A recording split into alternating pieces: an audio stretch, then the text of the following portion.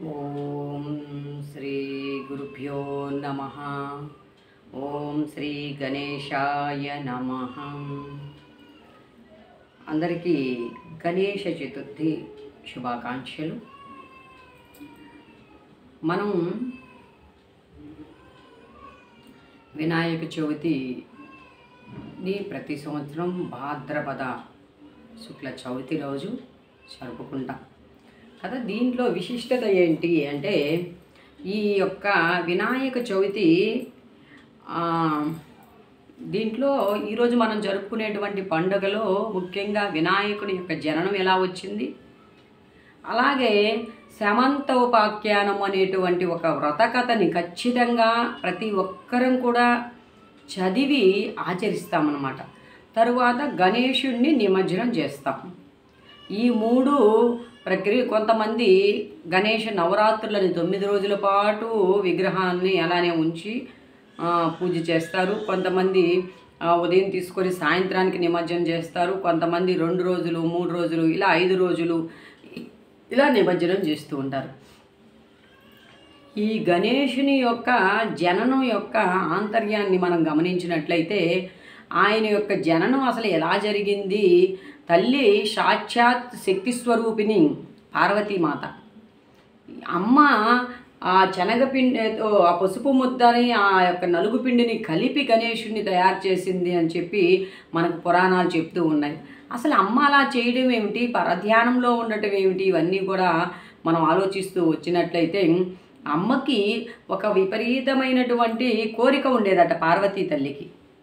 ఇది చదువుతున్నప్పుడు నాకు అనిపించింది, మన శారదామాతకు కూడా రామకృష్ణ పరమహంసగా వచ్చిన ఆ తల్లి శారదామాతకు ఉండేదట. అప్పుడు రామకృష్ణ పరమహంస అంటాడంట, శారదా, నువ్వు ఏ ఒక్కరినో గర్భధారిణి అయ్యి ఆ ఒక్కరి చేతనే తల్లి అని పిలిపించుకోవాలనుకుంటున్నావా, ఈ జగత్తుకంతటికి తల్లిగా ఉండాలనుకుంటున్నావా అని.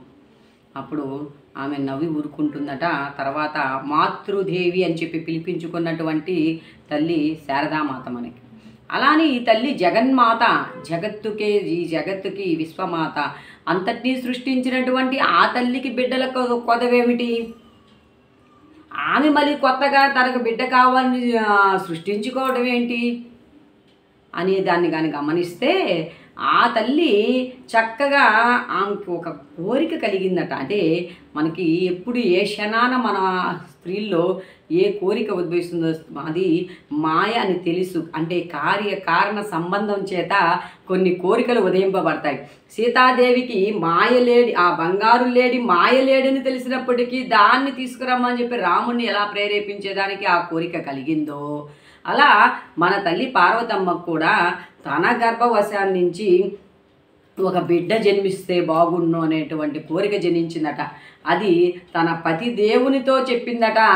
ఆ పతిదేవుడు సరేలే అని ఆమోదం పలికినట్టు పలికి ఒక ఏకాంత స్థలాన్ని ఇద్దరు ఎంచుకొని ఆ ఏకాంత స్థలంలో గడుపుటకు వెళ్తే, అక్కడ ఎప్పుడైతే వీరిద్దరు ఏకాంతంగా ఒక చోట చేరారో, మన అంటాం కదా, ఎక్కడ దేవతల్లో ఎవరికి ఏదైనా అవుతుంది అంటే మొట్టమొదట ఆందోళన చెందేవాడు, ఆ కార్యాన్ని నిర్విఘ్నం చేయాలనేటువంటి తలపించేవాడు ఒకడు ఉంటాడు. ఆయనే ఇంద్రుడు. ఆ ఇంద్రుడు చూశాడు, రే ఇదేదో దేనికో కారణం కాబోతుంది అనేసి వెళ్ళి ఆ కొండలు, వెండి కొండల్లో కదా తండ్రి ఉంటాడు, పైకెళ్ళి డమ డమ డమ డమ డమ డమ డమ్ములు మోగిస్తూ కూర్చొని ఏదో విపత్తు జరిగిపోతుంది అలా ఇలా అని చెప్పి అరుస్తూ చేశాడంట. భక్తవత్సలుడు, అందులో భోలాశంకరుడైనటువంటి పరమశివుడు ఆ ఏకాంత స్థలాన్ని వదిలి ఏంటా అని చెప్పి చూడని వస్తే అలా అమ్మను వదిలి తండ్రి బయటకు వచ్చేసాడట. ఆ బయటకు వచ్చేసినటువంటి తర్వాత గజాసురుడు అనేటువంటి రాక్షసుడు అనే చెప్తారు కదా, గజాసురుడు అనేటువంటి ఒక రాజు, ఆయన మహాభక్తుడు, శివభక్తుడు. ఆయన ఏదో తపస్సు చేస్తున్నాడు, ఏదో కావాలంటే ఏంటయ్యా అంటే, నువ్వు నా గర్భవాసంలో ఉండవయ్యా అని చెప్పి కోరాడట. చూడండి, ఇక్కడ జగన్మాత తన గర్భవాసంలో శివుని యొక్క అంశతో కూడినటువంటి శిశువు కావాలనేటువంటి తపన, అంటే 9 నెలలు ఒక మానవ స్త్రీ ఎలా అయితే గర్భాన్ని ధరించి వేస్తుందో అలా 9 మాసాలు మొయ్యాలనేటువంటి కోరిక అమ్మలో జనించింది. ఇక్కడ ఈయన్ని మరలా ఏదో కోరిక ఇచ్చేశాడు వెళ్ళిపోయాడని కాకుండా అక్కడ ఏం చేశాడు గజాసురుడు, అక్కడ ఒక కారకం జరుగుతూ ఉంది. గజాసురుడు తన లోపల ఉండమని చెప్పి స్వామిని కోరాడు. మారు మాట్లాడలేదు ఆయన. అలాగే అతని గర్భవాసంలోకి వెళ్ళిపోయారు. ఇక్కడ అమ్మ శివయ్య కోసం ఎదురు చూసి అలా ఒకరోజు అంటే వారు ఏదైనా సృష్టి సంకల్పము చేతనే సృష్టించగల శక్తి సమర్థులైనటువంటి వాళ్ళు కదా దేవతలు. మరి అటువంటి వాళ్ళు 9 మాసములు గర్భము ధరించవలసిన అవసరం ఏంటి? అలాంటి ఇది వాళ్ళల్లో విధానమే లేదు. అయినా అమ్మకు ఆ కోరిక కలిగింది. కానీ ఇప్పుడు ఆ కోరిక అలానే ఆలోచనలో ఒరే ఇలా అనుకుంటూ ఆమె ఆ ధ్యాసలో ఆ పసుపు ముద్దను కాస్త ఒక రూపాన్ని చేసేసింది. ఆ రూపం ఎలా ఉంది? ఈమె ఆలోచనలకు తగిన విధంగా పెద్ద శరీరము, చిన్న తలతో కూడినటువంటి ఆకారం వచ్చింది. మానసాదేవిని ఎలా వాళ్ళైతే శివపార్వతులు అలా లోకాల్లో వెళ్తే ఆ కశ్యప ప్రజాపతి ఆ పసుపు ముద్దను చూస్తే దానికి జీవం పోసారట, అంత సుందరంగా ఉంది అని చెప్పి.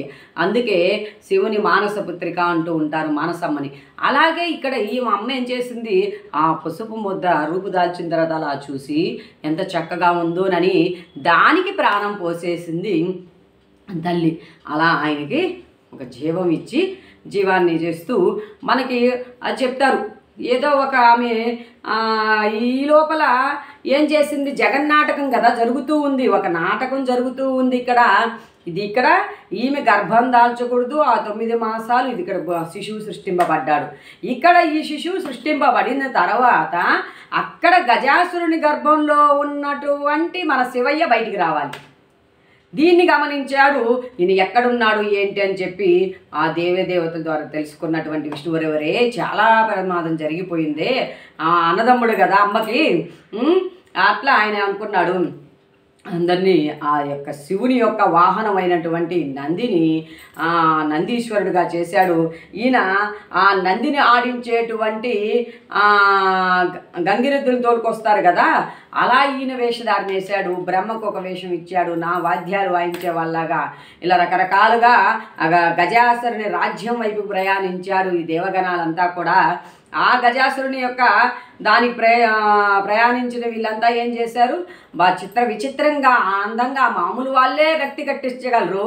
ఇంకా సాక్షాత్ దైవ స్వరూపులైనటువంటి ఆ నంది ఆడేటువంటి ఆటలు, ఈయన ఇచ్చేటువంటి వాయిద్యాలు, ఈయన ఆడించే విధానం అక్కడ జనాన్ని విపరీతంగా రంజింపజేసిందట. దాన్ని చూసి ఆ నోట ఈ నోట విని అది ఎలాగోలాగా గజాసురుడి చెవికి సోకింది. అరే వారిని తీసుకురండి, నా ముందు నాట్యం వేస్తారు, నా ముందు ఆడి చూపిస్తారు, ఆ గంగిరెద్దుని ఆడిస్తారు అని చెప్పి అన్నాడట. సరే బాగానే ఉంది కదా అని చెప్పి ఆయన వచ్చిన తర్వాత వీళ్ళంతా చక్కగా ఆడుతూ ఉన్నారు. ఆడుతున్నప్పుడు ఆయన ఏం వరం కోరుకుంటారో కోరుకోండి, తప్పక ఇస్తాను అంటాడు. అప్పుడు ఆయన చెప్తాడట, ఇదిగో ఇది నీ యజమాని ఏదో నీ పొట్టలో ఉన్నాడంటుంది అని చెప్పి ఆ నంది ఆయన కోరిక ఇచ్చేశాడు. ఏ వరాన్నైనా తీర్చాలి, తప్పదు. అప్పుడు రండి తీసుకోండి, ఆయన నా ఉదరంలో ఉన్నాడు అని చెప్పగానే ఆ నంది పోయి తన శృంగముల ద్వారా పొట్ట చీల్చి లోపల ఉన్నటువంటి శివుణ్ణి బయటికి తీసుకొస్తుంది అన్నమాట. సరే ఆ శివుడిని బయట తీసుకొచ్చాడు. శివుడు ఇంకా నేరుగా ఎక్కడికి వెళ్ళాలి? అమ్మను వదిలేనటువంటి ఆ కైలాసకి వెళ్ళాలి కదా, వెళ్ళారు. ఈ లోపల అమ్మకి వార్త తెలిసింది శివయ్య రాబోతున్నాడని. అమ్మ నాయనా నువ్వు ఇక్కడ స్నానానికి నేను వెళ్తూ ఉన్నాను, ఎవరిని లోపలికి రానివ్వద్దయ్యా అని చెప్పి ఆమె లోపలికి రానివ్వద్దని చెప్పి ఈయన కాపలా ఉంచి అమ్మ వెళ్ళిపోయింది స్నానాలు అని మనకు పురాణం తెలియజేస్తూ ఉంది. సరే మూడవ నేత్రము ఉంటే అన్నీ దర్శింపగలిగేటువంటి సమర్థత కలిగి ఉంటారు అని చెప్పినప్పుడు భూత భవిష్యత్తును లయం చేసేవాడికి ఇది తెలియనటువంటి అంశమా? అక్కడ సృష్టింపబడినటువంటి వాడు పార్వతి చేత సృష్టింపబడి ఉంటాడని తెలియనటువంటి అజ్ఞానంలో శివపరమాత్మ అయితే ఉండడుగా. ఇంకొకటి శివుడి గురించి ఒకవేళ ఆయన జటాధారి ఉంటాడు, గంగాధరుడై ఉంటాడు, పులి చర్మాన్ని కప్పుకొని ఉంటాడు, త్రిశూలం చేతిలో ఉంటుంది, డమరకం ఉంటుంది, పాము మెల్లో ఉంటుంది. ఇలాంటివన్నీ కూడా వినికుండా ఉండడు కదా వినాయకుడు. ఆయన శరీరము చాలా ఆ ముద్దతో తయారైంది కదా, చాలా ఇదిగా ఉంది. శిరస్సు ఏమో తక్కువగా ఉంది. ఆయన లయం చేసేటువంటి వాడు కదా, దీనికి ఒక కార్యకారణం సృష్టించాలి కాబట్టి దాన్ని ఆయన ఏం చేశాడు, సరే ఒకవేళ ఆయన తండ్రి అని చెప్పలేదు, ఆయన ఎవరో గుర్తించలేదు, అందుకని నువ్వెవరు ఏదని యుద్ధం చేశాడు అని చెప్తారు. సరే ఈయన ఏం చేశాడు, ఇక్కడ ఈయనకి ఎలా నడుచుకోవాలంటే స్వయంగా సృష్టింపబడ్డవాడు కాబట్టి మన గణేశుడికి కూడా ఎలా ఉండాలి, పెద్దవాళ్ళని ఎలా గౌరవించాలి ఇటువంటి తెలియదు. నేను అనేటువంటి ఒక ఇది తప్పితే ఇంకొక భావనే లేదు. కాబట్టి ఆ శివయ్య ఆ విఘ్నేశ్వరుని యొక్క శిరస్సుని ఖండించేశాడు. అయిపోయింది. శిరస్సు నేల రాలింది, ఆ మొండెం అక్కడ పడిపోయింది. లోపలికి వెళ్ళాడు.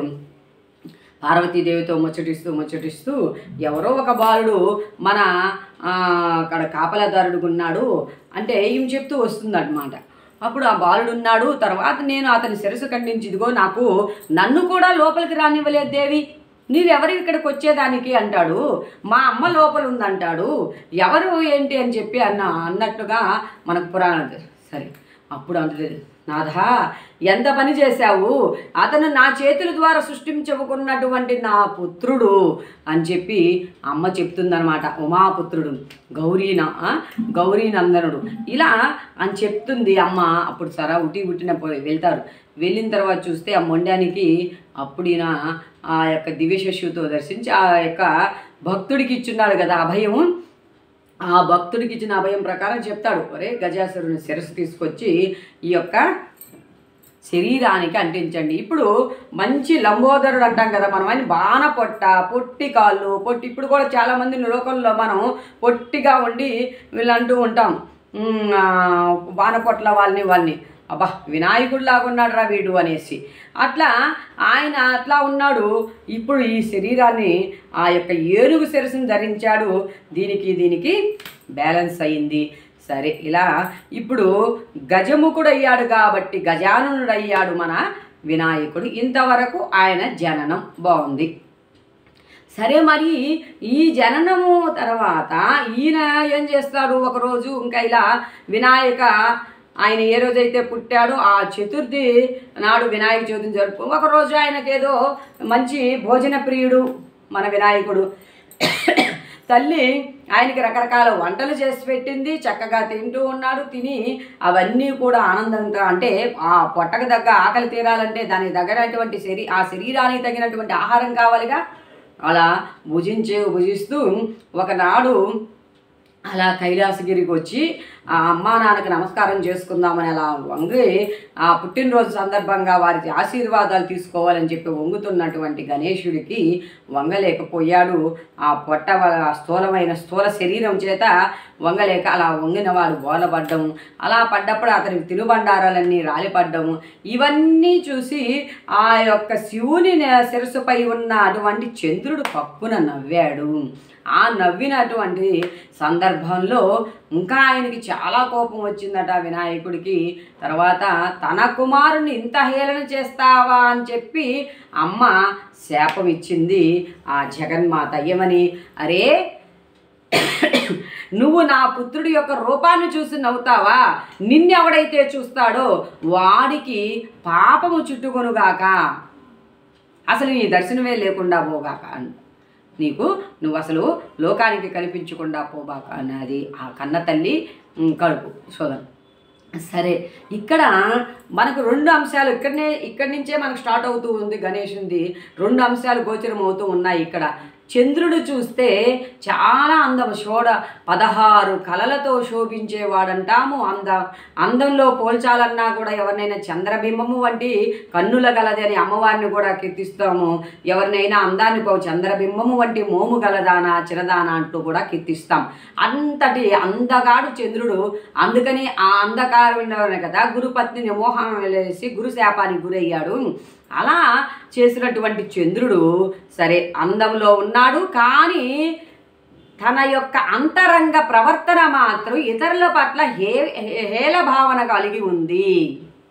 మనకి ఇక విఘ్నేశ్వరుడు చూస్తే చూసేదానికి అందవికారం, అంటే బాణపొట్ట, పొట్టి చేతులు, కాళ్ళు, ఏనుగు చెవులు, ఒక పన్ను విరిగిపోయి ఒక పన్ను ఉండి ఇలా ఉన్నటువంటి ఆయన తొండం, పొడగాటి తొండము ఇవన్నీ ఉన్నాయి. చూసేదానికి అబ్బా అనిపించేలా ఉన్న ఆయన యొక్క ఇది ఉందే అంతర్సౌందర్యం చాలా గొప్పదన్నమాట. అది ఏంటనేది మనకి తదుపరి తెలుస్తూ వస్తుంది. సరే ఇలా జరిగిపోయింది. ఈ యొక్క చంద్రుడు కళలు క్షీణిస్తూ వస్తున్నాయి, చంద్రుడు కనిపించలేదు. సరే యజ్ఞ హవిస్సులు జరుగుతూ ఉన్న సందర్భంలో ఆ హవిస్సులు వేసేటువంటి ఋషిపత్నులతో కలిసినటువంటి సందర్భంలో ఇక్కడ మరలా ఈ అగ్నిదేవుడు ఆ ఋషిపత్నులని మీద కన్నేస్తాడంట. అప్పుడు ఈ స్వాహాదేవి ఒరే చాలా ప్రమాదం జరిగిపోబోతుంది అని చెప్పి ఆ ఒక్క అరుంధతి తల్లి యొక్క రూపము తప్ప అందరి యొక్క రూపాలను ఆమె ధరించి తన భర్తకి సుఖాన్ని అందిస్తుందట ఆ తల్లి. అందించిన తర్వాత ఈ ఋషిపత్నులందరూ ఋషులు అరే ఈ అగ్నిదేవునితో రమించిన వాళ్ళు మన వాళ్ళేనని చెప్పి వాళ్ళని శపిస్తారట. అప్పుడు పొలోమని చెప్పి అందరూ బాధపడుతూ పరమేష్టి అయినటువంటి ఆ బ్రహ్మదేవుని దగ్గరికి వెళ్తే ఆ బ్రహ్మ ఆ దివ్యశిశువుతో దర్శించి వరేరే కాదు ఇలా జరిగిందన్న తర్వాత అందరూ ఇదవుతారు. సరే బాగానే ఉంది అక్కడ. ఇక ఈ చంద్రకళలు తగ్గుతూ వస్తున్నాయి. చంద్రుడి యొక్క ఇది లేక భూమిపై ఉన్నటువంటి చూడండి పొన్నమి యొక్క వెలుగుల చేత చంద్రమేమో చూడండి ఆ చంద్రుని చల్లని కాంతులు మనసుకి ఎంత ఆహ్లాదాన్ని ఎంత ఇదినిస్తాయో పశుపక్షులకు అలానే ఉంటుంది, ఔషధ గుణాలు కలిగినటువంటి చెట్లకి అలానే ఉంటుంది. అలాంటిది ఏదీ లేక ప్రకృతిలో ఇదవుతుంటే ఏం జరిగింది ఏంటి అని చెప్పి అందరూ ఇలా పరమేష్టి దగ్గరికి వెళ్ళారు, బ్రహ్మ దగ్గరికి. అప్పుడు ఏంటని గమనిస్తే ఇలాంటి శాపం తల్లి ఇచ్చిందని చెప్పి తెలుసుకున్నారు దేవతలందరూ. సరే ఇలా జరిగిపోయింది.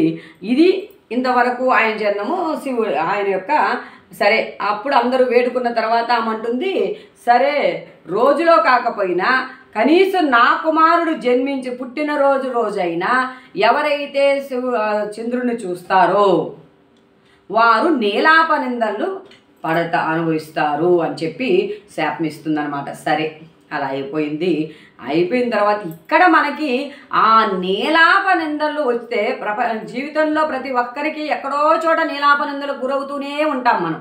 అలా ఇక్కడ వినాయకుడితో కూడా చూడండి పుట్టినప్పటి నుంచి అనేక సంకటాలను తట్టుకుంటూ వస్తున్నాడు మహానుభావుడు. ఇక్కడ ఇంకొక విషయం మనము ప్రస్తావించుకోవాలి.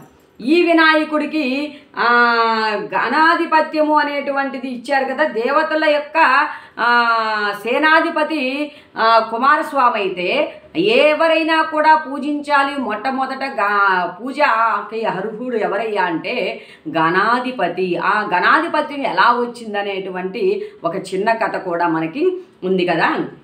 ఆయనకి ఇద్దరు ఈ కుమారస్వామి యొక్క జన్మం కూడా మనకు తెలుసు. అది కూడా ఆయన వీర్యం నుంచి ఆ రేడులో పడి కృత్తికా నక్షత్రం కృత్తికలు అనే వాళ్ళు చాకడం 6 మంది ఆ కృత్తికలు చాకడం వల్ల ఆయన షణ్ముఖుడు అని పేరు ఇలా వస్తుంది కదా. వీళ్ళిద్దరు ఆయన మంచి అందగాడు, మంచి రూపవంతుడు, చలాకీగా ఉంటాడు.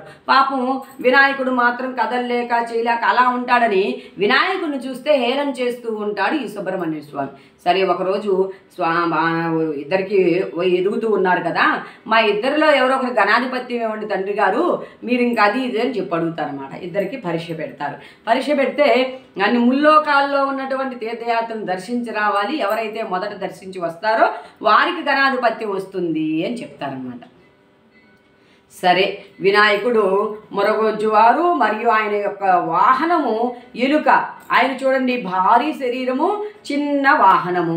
ఈయనకి అతి సుందరుడు నెమలి వాహనం, అంటే స్పీడ్గా వెళ్ళగలిగినటువంటి జీవి అలా తీసుకెళ్ళిపోతూ ఉంది. ఇది ఎలా చేయాలని చెప్పి వినాయకుడు కొంచెం ప్రయత్నం చేశాడు, కానీ ఆయనకి ఏమీ అర్థం కాలేదు. తర్వాత ఒక్కసారి అలా కూర్చొని మనసు పెట్టి ఆలోచించాడు వినాయకుడు. అందుకే ఎప్పుడు కూడా ఏదైనా ఒక కార్యాన్ని మనం తలపెట్టినప్పుడు ఆ కార్యాన్ని నెరవేర్చుకోవాలంటే ఆందోళన కాదు ఉండవలసింది, సంయమనము. కాసేపు క్షుణ్ణంగా ఆలోచించగలిగితే పరిష్కారం అనేది లభిస్తుంది అనేది మనకి వినాయకుడు ఇక్కడ తెలియజేస్తారనమాట. అలా కూర్చుని ప్రశాంతంగా ఆయనలోకి ఆయన వెళ్ళినప్పుడు అప్పుడు అనిపిస్తుంది, అరే విశ్వమంతా నిండి ఉన్నటువంటి విశ్వాన్నే సృష్టించినటువంటి జగన్మాత, అంతా లయం చేయగలటువంటి తండ్రి ఈశ్వరుడు, వీరిద్దరిలోనే సమస్తము దాగి ఉన్నప్పుడు నేను ఈ బాణ శరీరంతో ఏ తీర్థయాత్రలు చేసినా ఏం ప్రయోజనం ఉంది అని చెప్పి ఆయన ఆ తల్లిదండ్రులకు అంటే భూప్రదర్శన ఆ తల్లిదండ్రులకు ప్రదర్శన చేస్తూ అలా నమస్కారం వాళ్ళనే విశ్వంగా భావించాడు, సమస్త తీర్థాలను వాళ్ళగానే భావించాడు. సాక్షాత్ తల్లి భూదేవి నా తల్లి అనుకున్నాడు. అలా ఆయన శరణాగతి భావంతో ఆ ప్రదర్శన చేస్తూ ఉంటే సుబ్రహ్మణ్య స్వామి ఎక్కడెక్కడికైతే వెళుతూ ఉన్నాడో ఆ క్షేత్రంలో ముందుగా గణపతి కనిపిస్తూ ఉన్నాడట. చిట్ట చివరికి ఇక్కడికి వచ్చేటప్పటికి తల్లిదండ్రుల దగ్గరకు వచ్చేటప్పటికి కూడా ప్రశాంతంగా కూర్చుని ఉన్నాడు గణనాయకుడు. అంటే ఇక్కడ గణనాయకుడు చేసిన తనలోకి తను వెళ్ళి సూక్ష్మయానం చేశాడు, తనను తాను గమనించుకున్నాడు. గమనించుకున్నప్పుడు ఆ స్పృహ ఆయనకి ఆ లోపల ఉన్నటువంటి అంతర్వాణి ద్వారా అందింది. ఆ సమస్త విశ్వము ఉన్నటువంటి వీరే తల్లి మాతా పితరులలో సమలోనే సమస్తం దాగి ఉందనేటువంటి దాంతో ఆయన అక్కడక్కడే సూక్ష్మయానం చేశాడు. కాబట్టి ప్రతి చోట కాలానికంటే ముందుగా ఉండి ఆయన దర్శనం చేసుకో. అప్పుడు వినాయకుడు సుబ్రహ్మణ్య స్వామి నిగర్వి అయి అంటే అప్పుడు దాకా అహంకారంతో ఉన్నాడు. అప్పుడు అన్నలో ఉన్నటువంటి ఆ సూక్ష్మ బుద్ధికి ఆ సూక్ష్మ సునిశ్చిత దృష్టికి అందుకే ఆయన చెవులు పెద్దవిగా ఉంటాయి, విశాలంగా ఉండి చెప్పేదంతా వింటూ ఉంటాడు. కళ్ళు చిన్న కళ్ళు సూక్ష్మ దృష్టితో సునిశ్చిత దృష్టితో దాన్ని ఎలా చెయ్యాలంటే బుద్ధి కూడా సూక్ష్మమైనటువంటి బుద్ధి కలిగినటువంటి వాడు మన వినాయకుడు. అలా అన్నగారికి గణాధిపత్యం ఇవ్వండి అని చెప్పి ఆయన నోటి ద్వారానే చెప్తాడనమాట. అది మనం కావాల్సింది మనకి. అలా విఘ్నేశ్వర్. సరే, ఇంకా శమంతకోపాఖ్యానం విషయానికి మనం వెళ్ళినట్లయితే శమంతకోపాఖ్యానంలో చాలా పెద్ద అంశం కదా ఇది. శమంతకోపాఖ్యానంలో అసలు సత్రాజిత్తు ప్రసేనుడు ఇద్దరు అన్నదమ్ముళ్ళు ఉంటారు. వీళ్ళు సత్రాజిత్తు చాలా అద్భుతమైనటువంటి కార్యాలను చేస్తూ ఉంటాడు, భగవత్ ఆరాధన చేస్తుంటాడు. ఏ భగవంతుణ్ణి? సాక్షాత్తు ప్రత్యక్ష నారాయణుడైనటువంటి సూర్య భగవాన్ ఆరాధన చేస్తూ ఉంటాడు సత్రాజిత్తు. ఆ సత్రాజిత్తు మనకి ఆరాధిస్తూ ఉండగా ఒకరోజు సూర్య భగవానుడు ప్రత్యక్షమై ఏం వరం కావాలో కోరుకోనైనా అంటాడు. అలా నమస్కారం చేసుకుంటూ ఉన్నటువంటి సత్రాజిత్తు యొక్క దృష్టి సూర్య భగవానుడి మీద వెలిగిపోతున్నటువంటి ఒక మణి మీద పడిందట. స్వామి ఆయన ఏం అడగాలనుకున్నాడో దాన్ని మర్చిపోయి, స్వామి మీరు ధరించి ఉన్న ఆ మణిని నాకు ఇవ్వండి అని చెప్పి అడుగుతాడనమాట. అరే రే బాబు, దీన్ని కోరావా? ఇది ఇవ్వడంలో నాకేమీ ఇబ్బందికరమైనటువంటి అంశమేమీ లేదు. కాకపోతే దీన్ని ధరించే వాడికి అంతర్శౌచము మరియు బాహ్య శౌచము రెండూ ఉండాలి. అంటే అంతర్శుద్ధి బాహ్య శుద్ధి ఉండాలి. అంటే మనో రకమైనటువంటి వికారాలు ఉండకూడదు, బాహ్యంలో శుద్ధి లేకుండానూ ఉండకూడదు. అంటే మల విసర్జనాదులు చేసి మరలా స్నానం కాళ్ళు చేతులు కడిగి చక్కగా స్నానం చేసి దాన్ని ధరించాలి. ఇలా లోపల వ్యతిరేకమైన ఆలోచనలు ఏమాత్రం ఉదయించినప్పటికీ కూడా ఇది ప్రయోజనాన్ని ఇవ్వదు. ఎంతటి ప్రయోజనాన్ని అందిస్తుందో అంతటి విపత్తును తీసుకొచ్చి పెడుతుందయ్యా అని చెప్తాడనమాట. అయినా స్వామి అని చెప్పి అడుగుతాడు. సరే, ఆ శమంతకమని ఇస్తాడు. అది శమంతకమని ఎలా ఉంటుందంటే, ఒక సూర్యుడు ఉదయిస్తేనే మనకి అంతటి వెలుగు బ్రహ్మాండం అంతా వెలుగుతుంది కదా, అది ఒక చోట ఉంటే 10 సూర్యుల కాంతిని వెదజల్లేంతగా దగదగలాడిపోతూ ఉన్నటువంటి కాంతి అట అది. అది ప్రతిరోజుకి 8 కోసుల బంగారాన్ని బాగా ఇవ్వడము చేయడము. ఈయన శౌచం బాగుంది ఇప్పుడు దాకా సత్రాజిత్తుది. సరే, ఇస్తూ ఉన్నాడు, దాన్ని ధరించి ఉన్నాడు. ధరించిన తర్వాత దాన్ని ఇది ఉన్నాడన్నమాట. సరే, ఒకరోజు మనకి ముల్లోకాలను ఆడించేవాడు ఎవరి స్థితిని ఎప్పుడు ఎలా నిర్ణయించేవాడే కదా విష్ణువు. ఆ విష్ణువు అంశే అయినటువంటి శ్రీకృష్ణ పరమాత్ముడు సత్రాజిత్ దగ్గరకు వచ్చాడట. అందులో ఆ యొక్క దానికి ఇంకా కూడా ఉంది. అది ఎక్కడైతే ఉంటుందో ఆ రాజ్యంలో కరువు కాటకాలు ఉండవు, ఇతి బాధలు ఉండవు, పంటలు సకాలంలో పండుతాయి, వర్షాలు సకాలంలో కురుస్తాయి. ఇంతటి ఇది ఉందన్నమాట. సంపదలకు లోటే ఉండదన్నంత మహత్తు ఆ యొక్క మణికుంది.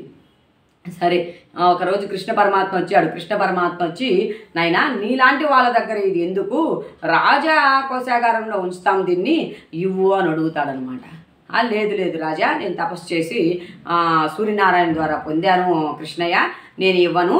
అది కొంచెం సత్రాజిత్తుకి దూర బంధువు కూడా కాదు మన కృష్ణయ్య, అలా అన్నాడనమాట. సరే అయిపోయింది, ఇవ్వలేదు. కృష్ణుడు సరే కదా అని చెప్పి వెళ్ళిపోయాడు. ఇక్కడ కృష్ణుడు వెళ్ళిపోయిన తర్వాత సత్రాజిత్తుకు ఒక ఆలోచన కలిగింది. అరే, కృష్ణుడు మాయావి, తన కన్ను ఈ మణి మీద పడింది కాబట్టి ఏదో ఒక విధంగా దీన్ని చేజిక్కించేందుకు ప్రయత్నం చేస్తాడు అని చెప్పి ఆలోచన చేసి దీన్ని నా మీద ఉంచుకోకూడదు, ఇంకా దీన్ని భద్రంగా ఒక చోట ఉంచాలి అనేటువంటి, అంటే ఇక్కడ ఏం చెప్పాడు సూర్యభగవానుడు, అంతర్శౌచము ఉండాలి, బాహ్య శౌచము ఉండాలి, రెండూ ఉండాలి. ఇక్కడ సత్రాజిత్తుకి అంతర్శౌచం దెబ్బతినింది.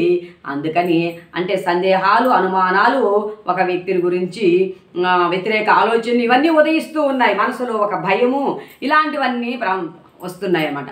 అందుకని దాన్ని తీసి భద్రంగా ఒక చోట పెట్టేసి తర్వాత సరే ఒకరోజు ప్రసేనుడికి వేటకు బయలుదేరాలనుకుంటామాట. సత్రాజిత్తు యొక్క తమ్ముడు ప్రసేనుడు వెళ్తూ అలా చూస్తాడు. పూజామందిరంలో బాగా కాంతితో వెలిగిపోతున్నటువంటి దాన్ని, అరే నేను ధరించి వేటకపోతే ఇది భలే రాజసంగా ఉంటుంది కదా, దీన్ని వేసుకొని వెళ్దాము అని చెప్పి ఆలోచనతో దాన్ని వేసుకొని వేటకు వెళ్తాడు. ఉదయం నుంచి సాయంత్రం దాకా వేట కొనసాగిస్తాడు సత్రాజిత్తు. సరే సాయంత్రం సమయం అయిపోతూ ఉంది కదా, ఇక్కడ ఈయన ఏం చేస్తాడు, ఇక్కడ ఇతనికి ఒక ఇబ్బంది కలుగుతుందన్నమాట. మూత్ర విసర్జనకి వెళ్ళాల్సినటువంటి సమయం వచ్చిందని చెప్పి అలా మూత్ర విసర్జనకి వెళ్తాడు.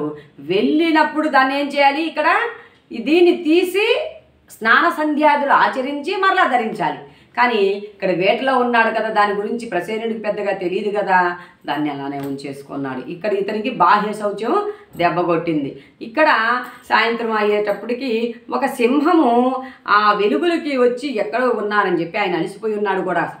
అందుకని అతని మీద దాడి చేసి అతన్ని తిని అతన్ని చంపిన దాంట్లో కూడా కొంచెం పీక్కు తినింది కూడా ఆయన్ని. తినేసి అది విసురుగా పడింది కదా, పోతూ ఉన్న దానికి అది బాగా దగ కాంతితో ఉంటే అది కూడా ఏదైనా ఆహారమేమో అనేటువంటి అపోహ చేత ఆ సింహం ఏం చేసింది, దాన్ని నోట గరుచుకొని పరిగెత్తింది ఒక గుహ వైపుకి. ఆ గుహ వైపు పరిగెత్తగానే అక్కడ ఒక భల్లూకం ఉంది. దీని నోట ఏదో చిత్రమైన పండు ఉంది కదా అని చెప్పి ఆ భల్లూకము ఇది రెండూ కలిసి యుద్ధం చేశాయి. కొట్టుకుంటే ఆ భల్లూకం నుంచి బయటకు వచ్చింది. ఆ సింహాన్ని చంపేసి ఆ భల్లూకం దాన్ని తీసుకొని వెళ్ళిందనమాట. సరే, ఇక్కడ సత్రాజిత్తుకి ఇక్కడ ఇది కనిపించలేదు. ఈయనకి సందేహం వచ్చేసి ప్రసేనుడు కనిపించలేదు. సరే, ప్రసేనుడి కోసం తన యొక్క భటులను అందరినీ పంపించాడు. చూస్తే అతను అడవిలో పడిపోయి ఇది కృష్ణుడే చంపివేసి ఉంటాడు, చెందుంటాడని కృష్ణుడి మీద అపోహను వేశారు. సరే, కృష్ణుడు అలా కాదు, కృష్ణుడు కూడా వెళ్ళాడనమాట వెతికేదానికి. ఎందుకని, ఒరే నేను ఇట్లా అన్నాను కదా, నా మీద వస్తుందని చెప్పి వెళ్ళాడు. వెళ్తే చూస్తే ప్రసేనుడు యొక్క దేహం సగం ఉంది, సగం చీల్చి తినివేయబడి ఉంది. ఏంటని చూస్తే అలా సింహపు బాటలు కనిపించాయట కృష్ణ పరమాత్మకి. ఆ సింహ బాటలో అడుగుల వెంట చూస్తే అది ఒక గుహ దగ్గరికి వెళ్ళింది. ఆ గుహ దగ్గరికి వెళ్ళిన తర్వాత ఇద్దరు ఆ గుహ లోపలికి వెళ్తే ఒక భల్లూకము తన యొక్క ఆడుకునేటువంటి బిడ్డ ఉయ్యాలకామని వేలాడుతూ ఉన్నారు. ఇక్కడ చూస్తే ఆ భల్లూకు అమాంతంగా ఎవరు ఇక్కడికి వచ్చింది ఏంటని చెప్పి ఆ అమాంతం ఒక ఎన్ని సంవత్సరాల పాటు యుద్ధం చేశారంటండి వాళ్ళిద్దరూ. అంత భీకర యుద్ధం జరిగింది ఆ భల్లూకునికి మన శ్రీకృష్ణ పరమాత్మకి. ఆ భల్లూకం ఎవరో కాదు, మన జాంబవంతుడు. రామావతారంలో రాముని యొక్క ఆలింగనం పొందినప్పుడు, రామా నీతో నాకు ఏమంటారు ఈ మల్ల యుద్ధం కావాలి అని కోరుకున్నాడట అప్పుడు జాంబవంతుడు. ఆడి లాస్ట్ అప్పుడు తెలుసుకుంటాడట, ఒరే ఈ స్పర్శ ఇది ఆ దివ్య మంగళాకారుడైనటువంటి ఆ దివ్య పురుషుడు ఎవరైతే ఉన్నాడో ఆ రామచంద్ర ప్రభువే కదా నాతో ఇప్పుడు యుద్ధం చేస్తుంది అని చెప్పి అప్పుడు భల్లూకుడు నాయన నన్ను ఇలా ఆశీర్వదించావా తండ్రి అని చెప్పి ఆయన వేడుకుంటాడు. తర్వాత తన కుమార్తె అయినటువంటి జాంబవతిని ఇచ్చి ఇప్పుడు దాకా కృష్ణుడు ఎలా ఉంది, కృష్ణుడు మనిని కోరాడు, ఇక్కడ ఒక అపవాదం అయితే వచ్చింది, కృష్ణుడే దీన్ని ప్రసేనుడిని చంపించుంటాడు అని చెప్పి. సరే ఇక్కడ వాళ్ళు ఇద్దరు యుద్ధం చేసేటప్పుడు అంతటి రక్తపాతం జరిగిందట ఆ గుహల్లో నుంచి, అంతగా జరిగింది. సరే దాన్ని తీసుకున్నాడు జాంబవంతుడు, తీసుకొచ్చేసి జాంబవతిని ఇచ్చాడు, మరియు ఆ శమంతకమణిని ఇచ్చాడు. ఇక్కడ కన్యా దొరికింది, మణి దొరికింది శ్రీకృష్ణుడికి. ఇప్పుడు తిన్నగా తీసుకెళ్ళి, అబ్బా ఈ మణి ఎన్ని తిప్పలు తీసుకొచ్చి పెట్టిందిరా నాయన అని చెప్పి అది తీసుకెళ్ళి సత్రాజిత్తుకి ఇచ్చాడట. సత్రాజిత్తుకి చెప్పాడు జరిగిందంతా నాయన ఇది ఇదని. అరే నేను అన్యాయంగా నిన్ను అనుమానించాను, ఇదిగో నా యొక్క కన్యారత్నాన్ని వివాహం ఆడయ్యా అని చెప్పి ఆ యొక్క సత్రాజిత్తు కుమార్తె అయినటువంటి సత్యభామనిచ్చి శ్రీకృష్ణ పరమాత్మ వివాహం చేయడంతో పాటు నాయన ఇది నా దగ్గర ఉంటే ఎన్ని విపత్తులు తీసుకొచ్చి పెడుతుందో, ఇదిగో నా కన్యారత్నంతో పాటు ఈ మణిని కూడా మీరు తీసుకెళ్ళి భద్రపరచండి అని చెప్పారు సత్రాజిత్తుకి.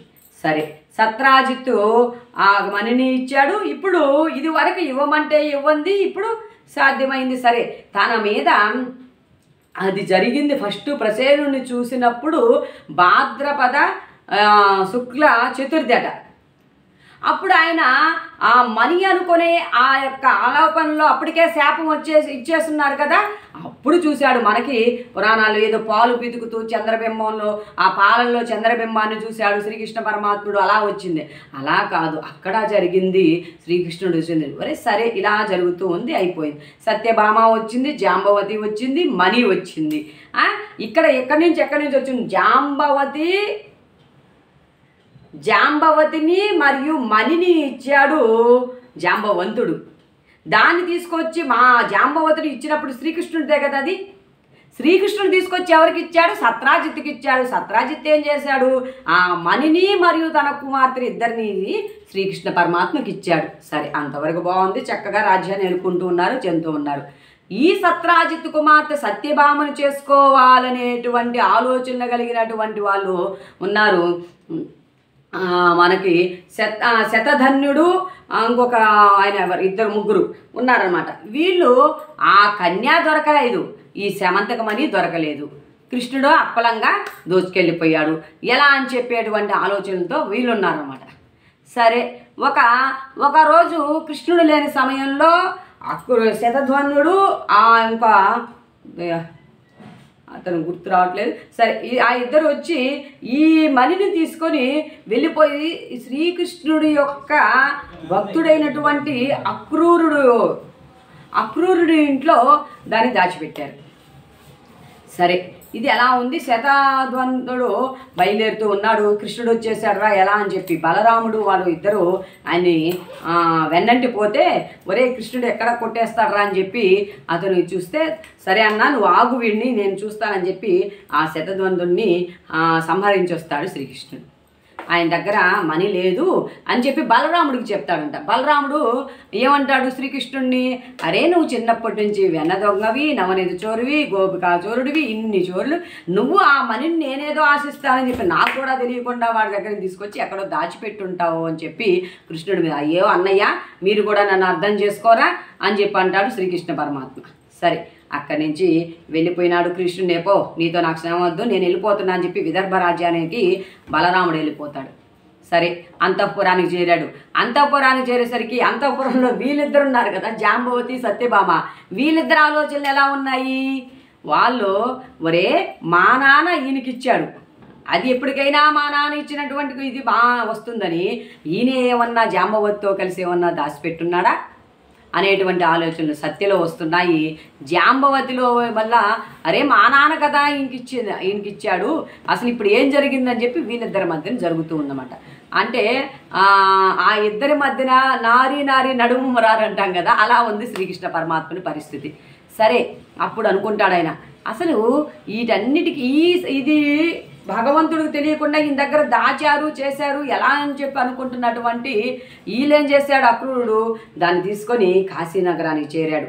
ఆ శమంతకమణి తీసుకొని కాశీనగరానికి వెళ్ళి అక్కడ ఉంటే అది రోజుకి 18 క్రోసుల బంగారాన్ని ఇస్తుంది కదా, అలా బంగారాన్ని ఇవ్వడము చేయడము, ఆయన ఎక్కడ ఉంటే అక్కడ కరువు కాటకాలు లేకుండా సుభిక్షంగా ఉందట అంతా. సరే, కొద్ది రోజులకి వచ్చేసాడు. వచ్చిన తర్వాత అక్రూరుడు అనేటువంటి ఆ చుట్టుపక్కల రాజ్యం కూడా సుభిక్షంగా ఉండడం గుర్తించినటువంటి శ్రీకృష్ణ పరమాత్మ నెమ్మదిగా అక్రూరుని పిలిపిస్తాడు. కొద్ది రోజుల తర్వాత పిలిపించిన తర్వాత అక్రూరుడు మెల్లగా చెప్తాడనమాట, ఈ పరిస్థితి అని చెప్పి. అప్పుడు సరేనని చెప్పి క్షమించి అప్పుడు చెప్తాడు, నాయన నాలాంటి వాళ్ళ దగ్గర ఉండే కంటే నీలాంటి శుచి శుభ్రత శౌచ్యం అంటే శౌచాలన్నింటినీ పాటించే నీలాంటి సద్భక్తుడి దగ్గర ఉండడమే అది సబబు అని చెప్పి అక్రూరుడి దగ్గరే ఉంచేస్తారు దాన్ని. తర్వాత సరే, ఇక్కడ మనకి అంతా మనం గమనించుకుంటూ పోతే ఇటు వినాయకుడు జననములోనూ సంకటాలను ఎదుర్కొంటూనే విఘ్నేశ్వరుడు గణాధిపత్యాన్ని పొందాడు. ఇక్కడ మన సాక్షాత్తు శ్రీమన్నారాయణుడైనటువంటి శ్రీకృష్ణ పరమాత్మ కూడా నీలాప నిందల చేత సరే ఆయన అంటాడు, ఎందుకు ఈ విధంగా నాకు జరుగుతుంది ఏంటంటే అప్పుడు నారద మహర్షి చెప్తాడట, అయ్యా నువ్వు మొట్టమొదట భాద్రపద శుక్ల చతుర్థి నాడు నువ్వు ఆ చంద్రుని దర్శించావు, దానివల్లనే సరే మరి ఇది ఎలా పోతుంది అని చెప్పినప్పుడు ఆ వినాయకుని పూజ ఎలా చేసుకోవాలి, ఆ వినాయక వ్రతకల్పం తర్వాత ఈ శమంతకోపాఖ్యానాన్ని ఎవరైతే శ్రద్ధగా చదివి అర్థం చేసుకొని అవలంబిస్తారంటే ఇక్కడ మనకి కొన్ని విషయాలు, సంపద ఎక్కడ ఉంటుందో ఆ సంపద చేత మోహం చేత బంధుగణమంతా చూడండి కృష్ణుణ్ణి అనుమానిస్తూనే వచ్చారు. అన్న భార్యలు ఆ సత్రాజిత్తు ఎవరైతే ఉన్నారో అందరూ అనుమానిస్తూనే వచ్చారు. అంటే లోకంలో ఒకరు నువ్వు ఇది అన్నారంటే 10 మంది అదే అంటారు, కానీ మనల్ని మనం నిరూపించుకునేందుకు ఎలాంటి ప్రయత్నం చేయాలనేది శ్రీకృష్ణ పరమాత్మ ద్వారా మనం నేర్చుకోవచ్చు. అలాగే మన గణనాయకుడిని చూస్తే మనని చూసి ఎంతోమంది అందవికారంగా ఉన్నామనో స్థూలంగా ఉన్నామనో అని హేళన చేసే వాళ్ళందరి పట్ల మన ఆత్మస్థైర్యాన్ని ప్రకటింపజేసి మన జ్ఞానాన్ని కానీ మన యొక్క సునిశ్చిత దృష్టిని కానీ ప్రదర్శింపజేసుకొని మనల్ని మనం ప్రూవ్ చేసుకుంటూ మనల్ని ఇచ్చేసుకోవాలి. అది మనకు గణేశుడు చెప్తూ ఉన్నాడు. ఇంకా శమంతకోపాఖ్యానంలో అట్లా మన నీలాప నిందల్ని వచ్చినప్పుడు అంటే నింద వేసినా దాన్ని ఎలా సమర్థవంతంగా తిప్పికొట్టాలి, ఒకటి వేసేవన్నీ కూడా నిజమేనని గంగిరెద్దుల తల ఒప్పుకుండా దాని నుంచి మనం ఎలా బయటపడాలి ఏంటి అనేది. అంటే నీలాప నిందలు ఆయన సాక్షాత్తు శ్రీకృష్ణ పరమాత్మకి ఇదైనప్పుడు మనలాంటి వాళ్ళకు ఒక లెక్కలోనేవి కావాలి.